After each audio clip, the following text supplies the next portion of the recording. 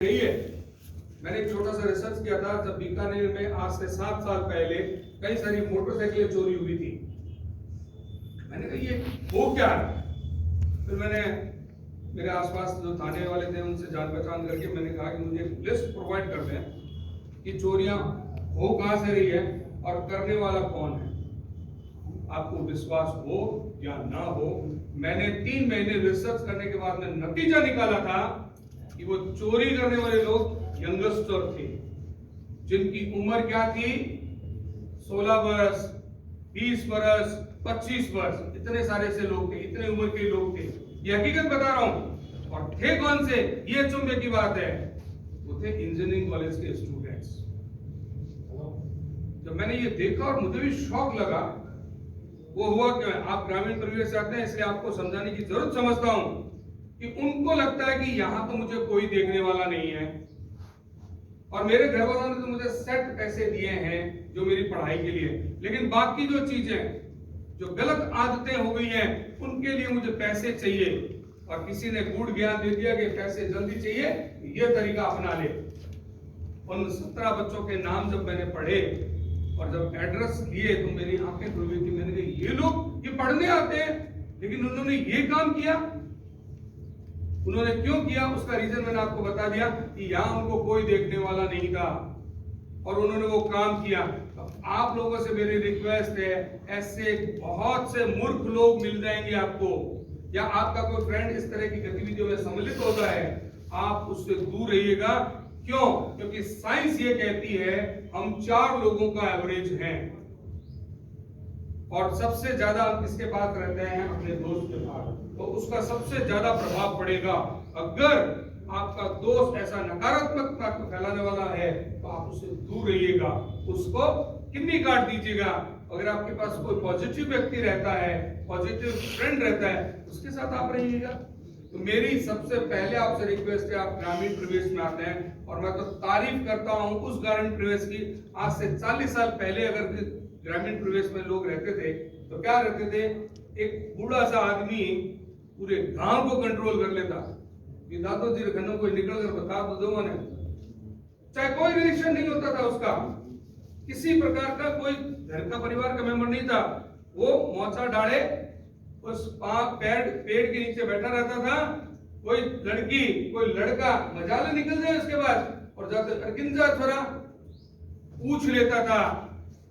आज वो स्थितियां परिस्थितियां नहीं है आपके साथ भी, ये बताया आपको, ठीक है। हाँ, मैं आपको उस 40 साल में तो नहीं ले जा सकता हूं, लेकिन इस आगे वाले जो 40 साल आप जो खराब कर रहे हो उसको तो मैं रोक सकता हूं, उसको तो मुझे बताना चाहिए। तो मेरा पहला पॉइंट आपसे है कि अगर आप शहर में आकर पढ़ाई लिखाई करते हैं तो कुछ गलत चीजें जो हो रही है उसको आपको खुद को रोकना पड़ेगा। वो नहीं रोकेगा, वो तो चाहेगा आपको। पहले तो क्या होगा, फ्री में कुछ खिलाएगा पिलाएगा। क्यों? क्योंकि आपको पता है वो आदत बन जाएगी, और जब आदत बन जाएगी तो वो हमारी क्या हो जाएगी, प्रवृत्ति बन जाएगी, और उस प्रवृत्ति के आधार पर हम काम करना स्टार्ट करते हैं। तो कई बार मैंने देखा है, अरे ले तो खा ले रहे, अरे मैं ऊपर सुपर ले ले, की दिक्कत कौन, ऐसे कर वो लास्ट में तो खुद गुटखा लाना शुरू कर देता है। और ये होता है हकीकत। आपको वहां रुकना है और समझना है कि मैं किस उद्देश्य को लेकर यहां आया हूं। आप खुद अपने आप को धोखा दे रहे हैं और साथ में जो आपके माता पिता जी जिन्होंने आपकी उम्मीदें पालकर आपको भेजा है उनको भी आप धोखा दे रहे हैं। तो मेरा पहला इंपॉर्टेंट पॉइंट जिसको कहते हैं, आप अगर हायर एजुकेशन पढ़ने के लिए आते हैं शहरों में या जाते हैं तो कम से कम ऐसे लोगों से तो दूर रहें। ऐसे लोगों से दूर नहीं रहोगे तो आप उस प्रवृत्ति में फंस जाएंगे और बाहर निकलना बहुत मुश्किल हो जाएगा। दूसरी बड़ी बात, कंपैरिजन छोड़ दीजिएगा। कंपैरिजन खुद से करो, दूसरों से मत करो। क्यों? क्योंकि साइंस कहती है हर एक व्यक्ति में एक अलग प्रकार का टैलेंट होता है। जो मेरे में टैलेंट है वो इनमें नहीं है, जो इनमें है वो उसमें नहीं है। तो क्या आप दोनों दोस्त साथ रह के ऐसा काम करना शुरू करोगे कि जो इसमें नहीं है वो उसको पूरा करोगे? वो तो आदमी बहुत मारवाड़ी है ना, सांप चेत आदमी है, अपना लक्ष्य तो कर रहा है, इसको खराब कर रहा है क्योंकि उसको उसमें टैलेंट ही नहीं है। आप अपने टैलेंट को पहचानिए। अब साहब मैं पहचाना कि हम तो कुछ नहीं आओगे टैलेंट है। ऐसा भी आप कह सकते हैं। उस टैलेंट को पहचानने के लिए भी आजकल बहुत से फॉर्मूलेज आ गए हैं, साइंटिफिक टेस्ट आ गए हैं, जिसके आधार पर आपको, लेकिन आपको अब तक तो पता लग गया होगा कि मैं किस फील्ड के लिए बना हूं, उस पर काम करना शुरू करें। क्या होता है कि आप बिना अपने टैलेंट को पहचाने हुए, होता क्या मैंने देखा है, 10वीं आसे पासे देख लिया, सब्जेक्ट चेंज कर ली, फिर उसी के आधार पर ग्रेजुएशन, फिर उसी के आधार पर पीजी, अब कहीं लॉ करना, फिर हम लॉ भी कर लेते हैं, और लॉ करने के बाद अब देखते हैं क्या है, चलो कुछ नहीं तो कोर्ट पहन के कोर्ट में बैठ जाएंगे। क्यों भाई? तो 12th में सोच लेता कि मैं किसके लिए बना हूं, या मुझे क्या करना चाहिए, या मैं क्या कर सकता हूं। अपने आप को पहचानना होगा, और जिस दिन आपने अपने आप को पहचाना होगा, मैं कह सकता हूं दुनिया की कोई ऐसी ताकत नहीं है जो आपको उस मुकाम तक जो आपने सोचा है वहां तक नहीं पहुंचा सके। और बहुत क्लियर मैं आपको कह दूं, उसके लिए कुछ चीजें आपको छोड़नी पड़ेगी। जैसे मैं जो परीक्षाएं दे रहे हैं, कई लोग होंगे जो ग्रेजुएशन करने के बाद में हर साल परीक्षा का फॉर्म भरते हैं, हर साल परीक्षा फॉर्म भरते हैं और बोलते हैं साहब सिलेक्शन नहीं होता है। मैं आपको चैलेंज कर दूं, आपको सिलेक्शन कैसे होगा आपका, और नहीं हो तो मुझे बता देना। 3 चीजें कर लो आप। अगर आपने किसी एसएससी का एग्जाम दिया है, किसी बैंक क्लर्क का एग्जाम दिया है, आप उसके लिए 3 संकल्प ले लें। एक संकल्प तो ले लें कि मैं मोबाइल अपने पास नहीं रखूंगा। अरे गुरुजी आप तो सभी मोबाइल पर गए, लेकिन वो उसका सब्स्टिट्यूट आप लैपटॉप ले लो। मोबाइल नहीं रखूंगा का मतलब सबसे ज्यादा डिस्ट्रैक्शन यही करता है, यही व्यवधान डालता है। एक मिनट में क्या चलता रहेगा। तो पहली चीज, अगर आप कोई कंपटीशन एग्जाम फाइट कर रहे हैं तो आपको मोबाइल छोड़ना पड़ेगा। 1 साल के लिए अपने घर परिवार के ब्याह, मृत्यु, भोज सब टालने पड़ेंगे। अलग थोड़ी सीमेंट को टाली तो बहुत ज्यादा जरूरी है, तब जाने की बात करें। क्यों? क्योंकि 2 दिन आना, 2 दिन जाना, 1 दिन रहना, 5 दिन तो वैसे खराब हो जाएंगे आपके। और तीसरा बड़ा काम, किसी के ऑब्जर्वेशन में आपको काम करना है। कई सारे कोचिंग इंस्टीट्यूट है, वो पढ़ाई कराते हैं, मुझे भी पता है, अच्छे से करवाते हैं। मुझे तो इस बात का समझ में नहीं आता है कि वहां 500 बच्चे बैठते हैं, एक ही सेलेक्ट होता है, तो 499 को उसने पढ़ाया नहीं क्या? तो सेम ही तो पढ़ाया था उसको, फिर एक का सिलेक्शन हो गया, 499 का हुआ क्यों नहीं? या फीस कम दी उसने? क्या हुआ था? हुआ यही था कि उसने तो अपना काम करा, लेकिन आपने उसको कैसे किया वो कोई ऑब्जर्व नहीं कर रहा है। क्यों? क्योंकि आपके फैमिली वाले तो इतने फ्री होते हैं कि मैं तो साहब इन कोचिंग वास्ते इतना पैसा दे दिया, इन्हें घर कमरों दिला दियो, लैपटॉप दिला दियो, ये सब सुविधाएं तो आपको दे देंगे, समय नहीं देंगे वो आपको। तो फिर करेगा कौन आपका ऑब्जर्वेशन? वो तो आपको 4 घंटे 5 घंटे बाद छोड़ देगा। आज की उससे एक्सरसाइज पूरी हो गई, आप जाओ घर। अब घर जाके अब आप उसको कैसे करेंगे, इसको भी कोई देखने वाला चाहिए। वो ढूंढो आप कि आप वो जो काम सीख कर आए हैं वो करते हैं या नहीं करते हैं। नहीं करते हैं तो सिलेक्शन नहीं होगा। अगर करते हैं, ईमानदारी से करते हैं, सिलेक्शन 100% होगा। आप में सबसे बड़ी कमी यही हो रही है कि आप कोचिंग तो बड़ी बड़ी ज्वाइन कर लेंगे, लेकिन वहां जो समझाया गया है उसको किसी बड़े अच्छे एक्सपर्ट ऑब्जर्वेशन के साथ में आपने उस पर काम नहीं किया है। जिसको हम प्रैक्टिस कहते हैं या जिसको हम होमवर्क कहते हैं, वो नहीं करते हैं हम लोग, और आधा समय हम लोग अपनी बाहर में इधर उधर घूमते रहते हैं। तो अगर आपको सफल होना है किसी भी एग्जाम में, तो एग्जाम में सफल होना कोई बड़ी बात नहीं है। ये 3 चीजें आप फॉर्मूले कर लीजिएगा, फिर आप रिजल्ट देखिएगा। थोड़ा आपको कुछ सैक्रिफाइस तो करना पड़ेगा, कुछ सैक्रिफाइस करेंगे तभी जाके हमें मिलेगा। भाई जी हमारी बात नहीं सुनेंगे तो तभी जाके वो काम कर पाएगा, अन्यथा आप हर रोज फॉर्म भरते रहो, हर रोज निराशा, और एक निराशा वर्ड बड़ा हो ही जाता है। घरवाले के आगे कितना पैसा दे दूं, अब तो नहीं होगा, उसका मैं एक छोटा सा एक आपको बता सकता हूँ। अगर आपको लगता है कि मैं इन 24 घंटे में से 4 घंटे अगर नींद निकाल दूं, 20 घंटे रहते हैं, और उस 20 घंटे में से मैं अगर 12 घंटे मेरी पढ़ाई को दे दूं, 8 घंटे मेरे बचते हैं, तो इसको मैं किसी और जगह, अब और जगह का क्या मतलब हुआ कि आपकी पॉकेट मनी आनी शुरू हो जाए, ऐसा काम करना शुरू कर देंगे, तो दो तरह से आपके दबाव कम पड़ जाएंगे। एक तो घर वालों से मांगना बंद कर दोगे, एक अपने आप पर ज्यादा विश्वास है, अरे वाह अब तो ठीक है, मैं रोज कमा के लाता हूँ, रोज मेरे पास कुछ पैसे होते हैं, या महीने के मेरे पास पैसे आएंगे। तो आप ये भी कर सकते हैं कि जब आपको लगने लग जाए कि 12 घंटे बहुत होते हैं, मैं तो कभी कभी कोई इंटरव्यू पढ़ता हूँ ना, तो मैंने तो लगातार 13 घंटा, फर्जी आदमी नहीं पढ़ सकता 13 घंटा लगातार कोई आदमी, और अगर पढ़ता भी है तो मेरे हिसाब से साइंटिफिक तरीके से वो नहीं पढ़ता होगा। आपको भी मैं एक छोटी सी बात बता देता हूं, जब भी पढ़े 1 घंटे से ज्यादा ना पढ़े, 5 मिनट का ब्रेक जरूर लें। कई बार मैं देखता हूं तो कहते साहब मैं तो इतनी देर पढ़ता हूं, अरे भाई इतनी देर हमारा माइंड जो है ना वो अलाउ ही नहीं करता हमारे को। सर टीचर हैं, अच्छे से जानते होंगे, हमें ब्रेक, ये कॉलेज में क्यों सिस्टम बना रखा है कि 45 मिनट बाद में पीरियड चेंज होगा, स्कूलों में क्यों बना रखा है, कुछ साइंटिफिक रीजन से तो बना रखा होगा। तो सेम बॉडी हमारी वही है। तो आपको मेरी ये भी राय रहेगी कि जब कभी भी पढ़े तो पढ़ने के बाद 5 मिनट का ब्रेक कर दें और एक बिस्तर पर ना पढ़े। कई बार हमने देखा है ऐसे गुदड़ा लाल नहीं आएगी, क्योंकि वो माहौल ही नहीं बनता। बिस्तर पर हम सोने के लिए जाते हैं तो वो सोने वाला माहौल बन जाएगा। टेबल कुर्सी होनी जरूरी है, टेबल कुर्सी होनी जरूरी है। और एक काम कर सको तो और कर लीजिएगा, एक पीली कार्ड शीट, कार्ड शीट समझते हैं आप, पीले रंग का। वो लोग कहते हैं कुर्सी स्टेज से दुकान है, अरे भिखारी, मेरी कोई दुकान नहीं है। उसका रीजन मैं आपको बता देता हूँ, साइकोलॉजिक रीजन बता देता हूँ। पीली कार्ड शीट जहां आप बैठते हैं उसके ठीक सामने लगा दीजिएगा और रेड स्केच से क्वेश्चन मार्क लगा दीजिए, क्वेश्चन मार्क लगा दीजिएगा। वो क्वेश्चन मार्क आपको पढ़ने के लिए मजबूर करेगा, और वो क्वेश्चन मार्क आपको ही पता है, वो आपका लक्ष्य है।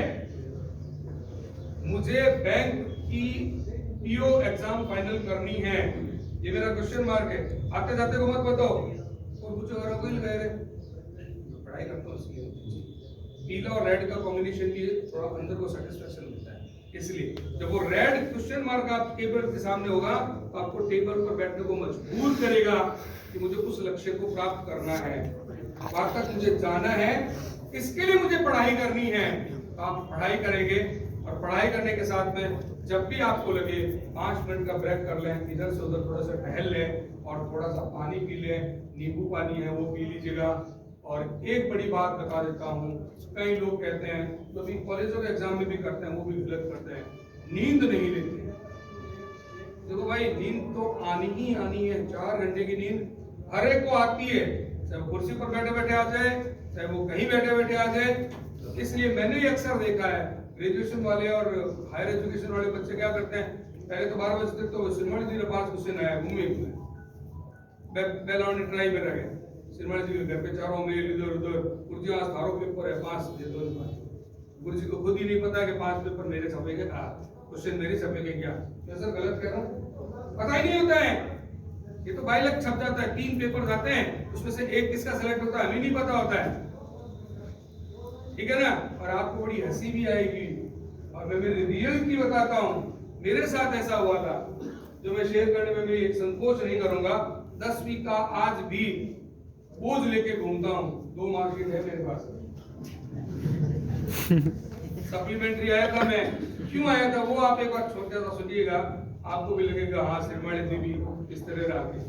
10वीं का एग्जाम था, 8 फरवरी पुष्कोणा का सावा होता है हमारे यहाँ, जैसे 18 फरवरी को सावा था, सावा था 8 फरवरी को जब मैंने 10वीं का एग्जाम दिया था। हमारे गुरुजी ने कहा था 5 क्वेश्चन कर ले बस, और आनंद है। सामाजिक विज्ञान के पता होता आपको 2 पेपर आते थे पहले, फर्स्ट और सेकंड आते थे। फर्स्ट आए थे तो मम्मी के कितनी बची बात, मैं मम्मी आज वो जल्दी आ सकता। मैं रात को 1 बजे से लेट आया था, दूसरे दिन मेरा सुबह पेपर था। माता जी सुबह सुबह बोली अब क्या करेगा, मैं चिंता मत करो, सब सेट है मेरा मामला, सब सेट है मेरा मामला। चोपड़ा स्कूल आज भी मुझे याद है, चोपड़ा स्कूल में सेंटर आया था मेरा, वहाँ गया, आते ही भगवान राम राम, ये तो सब करते हैं, हम लोग भी करते हैं, आप भी करते हैं, और करना भी चाहिए, भगवान को मना नहीं। पेपर खोला, एक नहीं है, 2 नहीं है, 3 नहीं है, 10 क्वेश्चन आते हैं, 10 को 10 नहीं है। अब सबसे पहला काम तो किया, गुरु जी को गाय निकाला, नहीं दिया गुरु जी, एक ही बुनिया अबे कहीं फटिया कर ले, चुरली और कोई काम ही नहीं था, सबसे पहले निकल गया, वो 1 घंटे पहले जा सकते हैं, लोग साहब गुरु जी नहीं जाऊंगा, मैं आ गया। दूसरे दिन गुरु जी के पास, 2 दिन का गैप होता था, गुरु जी के पास गए, गुरु जी ने कहा अरे यार कोई नहीं क्वेश्चन अपन के सेकंड पेपर और ये मैं हर बार निकल गई, मैंने कसम खा ली, मैंने ये क्वेश्चन तो करना ही नहीं है, इसके अलावा सारा कर लूंगा। तो सेकंड पेपर के गुरु जी ने वो मैंने किए नहीं, मैंने इनका तो पेपर पहले नहीं आता। सेकंड डे जब 2 दिन हुए उसके बाद पेपर देने गए, हुआ क्या, हुआ ये कि जो गुरुजी ने बताए थे सेकंड पेपर में वो है, उसके अलावा मैंने जो पढ़ा वो एक भी नहीं है। अब गिन लो फिर पट्टियां, बचा क्या पट्टियां, सिरमणि थी तो लंबे हो गए, मैंने कहा ये तो हो गया, अब इसमें तो ऐसा लगने वाला है, इसमें कोई दोहराई नहीं है। तो मैंने पहले डिक्लेयर कर दिया कि मेरी सप्लीमेंट्री आएगी, क्योंकि मैंने दोनों पेपरों को इस तरीके से किया मुझे, और ये बात ईमानदारी से कहता हूँ, क्वेश्चन पेपर देने के बाद में व्यक्ति को खुद ही पता लग जाता है कि उसकी स्थिति क्या है। भली मारो नहीं लगता, पेपर तो चुप ही हो, रिजल्ट ही खराब हो है ना। मैंने मेरा रिजल्ट पहले डिक्लेयर कर दिया था। मेरी आपसे ये रिक्वेस्ट है कि जब कभी भी कोई आपको इस तरह से बरगलाए, आप उसको किनारे कर दीजिएगा। क्यों? क्योंकि हमेशा ये होता आया है, कुछ दूसरा, मैं तो यहाँ तक कहता हूँ आपका फ्रेंड भी आपको जानबूझकर करेगा, अरे तू तो ये कर लेना, ये मत कर लेना, तो खुद के पास तो आए हुए हैं अच्छे वाला क्वेश्चन, वो नहीं बताएगा। ऐसे लोग अगर आपके साथ रहते हैं तो आपकी भी दशा दुर्दशा खराब हो जाएगी, हमें उसको बचाना है। और एक सबसे बड़ी बात, इन सबसे ऊपर एक बात मिली है, सबसे ज्यादा बच्चे आते हैं डिप्रेशन में, अवसाद बहुत जल्दी ले आते हैं। मैं आपसे निवेदन करूंगा कि आप कभी भी अवसाद में ना आए। हमेशा रात होती है, उसके बाद दिन आता ही आता है, लेट आ जाएगा, थोड़ा सा लेट हो जाएगा, लेकिन दिन आएगा तो सही। ऐसा कभी हुआ कि दिन उगा ही नहीं है? चंद्रमा सूरज भगवान थोड़े से लेट आए, बादलों में छिप गए, लेकिन आते तो है ना। हमारे साथ भी यही होता है। कई बार ये कहते हैं, जैसे कोरोना में कई लोगों ने ये कहा हमारे तो सभी चीज खराब हो, मेरा ये हो गया, मेरा वो हो गया। ठीक है भैया, हो गया होगा, लेकिन आगे भी तेरे पास ऑप्शंस तो है। उस सकारात्मकता को लेकर अगर वो आगे चलता है तो वो सफल हो पाएगा। अगर उसी को पकड़ा रहेगा, मैंने आपको बताया, कई बार लोगों को बताया कि एक दिन में एक आदमी 5000 बार सोचता है। कितनी हजार बार सोचता है? 5000 बार सोचता है, उसमें से 3000 बार नेगेटिव सोचता है। इसलिए हम नेगेटिव नेगेटिव नेगेटिव ही सोचते रहते हैं, तो आपको उस पर काबू करना पड़ेगा। ओवर थिंकिंग नहीं करें, क्योंकि ओवर थिंकिंग जब आप करेंगे आपके साथ कोई प्रॉब्लम आ जाएगी। तो ओवर थिंकिंग नहीं करें, नहीं तो आपको निराशा मिलेगी, क्योंकि नेगेटिविटी ज्यादा हावी होती है। तो उसको करने के लिए कई सारे दूसरे उपाय हैं, वो कर सकते हैं, लेकिन मेरा निवेदन हर हाल में खुश रहने का आपको निवेदन है। कई बार बच्चे हो जाते हैं, सुसाइड कर लेते हैं, पेपर में अच्छे नहीं अंक आते हैं, नौकरी में सिलेक्शन नहीं होता है। अरे भाई, ये आपका काम नहीं है। इसके लिए पैदा किया था क्या माँ बाप ने आपको, या आपके टीचर ने इसलिए तैयार किया था? प्लीज मेरी रिक्वेस्ट है आपसे, ऐसा कोई काम जिंदगी में मत करना जिससे आपको तो होगा ही होगा, आपके पीछे वाले लोगों को कितना बड़ा दुख, अफसोस और ग्लानि होगी कि आज मेरा बच्चे को मैंने कुछ नहीं दे पाया, कुछ कर नहीं पाया इस वजह से। तो ये अंक वाली बात को हटा दो आप दिमाग में से। कोई जरूरी नहीं कि इतने अंक आने पर ही हम सक्सेस होते हैं, नहीं होते हैं। मैं तो हर जगह कहता हूं, अंक केवल सफलता का आधार नहीं है।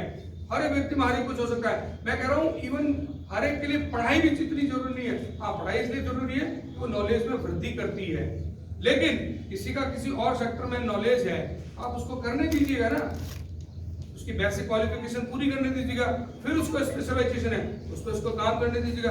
अरे सब लोगों को डॉक्टर बनाने पड़ेगा तो मरीज कौन बनेगा भाई? सब लोग इंजीनियरिंग बनाएंगे तो सड़क पर चलेगा कौन? तो ऐसा ना करें, सब लोग अपनी अपनी स्किल को देखें और उसकी स्किल के आधार पर ही काम करेंगे तो ही जीवन में सफल हो पाएंगे, अन्यथा आप लोग जहां हैं। और दूसरी बात, आगे की सोचें, और उसके लिए आपको क्या करना पड़ेगा? चेतन भगत जी एक बात कहते हैं, नाम सुना है चेतन भगत? No sir. नहीं सुना तो सुन लो, 3 इडियट फिल्म तो नाम सुना होगा आपने? उसके जो राइटर है, उस स्टोरी के राइटर है वो चेतन भगत है। चेतन भगत क्या करते हैं कि हमें अपनी औकात से बाहर सोचना चाहिए और काम करना चाहिए। हमारी सोसाइटी, हमारा परिवार, हमारे मित्र हमारी औकात फिक्स कर देते हैं। लोन करने से रहे गए, ग्रेजुएशन कर ली नहीं, घणों घणों नहीं कर ले तो एक ई मित्रों केंद्र खोल ले, ठीक है, बड़े उधार पैसा आ जाए खत्म, ये गुजर जल तो खोल ले, ये औकात फिक्स कर दी। उसको बाहर सोचने का मौका ही नहीं दे रहे। क्या केवल वो सीख रहे हैं या वो वही कर सकता है? हो सकता है उसकी जो एज्यूम है, उसकी भावनाएं हैं, उसकी औकात जिसको बोले, वो बहुत कुछ अच्छा करने के लिए उसको निकलना पड़ेगा और उसके लिए थोड़ा सा रिस्क लेना पड़ेगा। रिस्क लेना पड़ेगा। अब आप रिस्क का मतलब ये नहीं गुरुजी आप घर जाके सीधे कह दो पापा ने, पापा एक सिनेमा लीजिए यार, मैं रिस्क लो तो मैंने 5 लाख रुपया तो मैं बीकानेर जा काम जरूर करूँ। मेरा रिस्क से मतलब वो नहीं है। जो काम आप करना चाहते हैं उसमें थोड़ा रिस्क लेना पड़ेगा और औकात के बाहर अगर आपने सोच के काम किया है तो आप सफल जरूर होंगे, क्योंकि हमारे सिस्टम ने हमारे को एक औकात में फिक्स कर दिया है कि इतने से बाहर तू नहीं जा सकता या इतने से बाहर नहीं जाना चाहिए। ऐसा करने पर आप वहीं रहेंगे जहां पर आप ऑलरेडी थे, आप आगे नहीं बढ़ेंगे। और लास्ट पॉइंट मेरी आपसे केवल यही है, जो आपके आसपास लोग रहते हैं नकारात्मक लोग, उनसे थोड़ा सा आप दूर रहिएगा।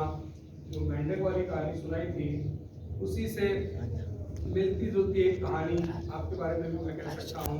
यही है कि कई बार कई लोगों को नॉलेज मतलब सर हो गया, बंद कर दो।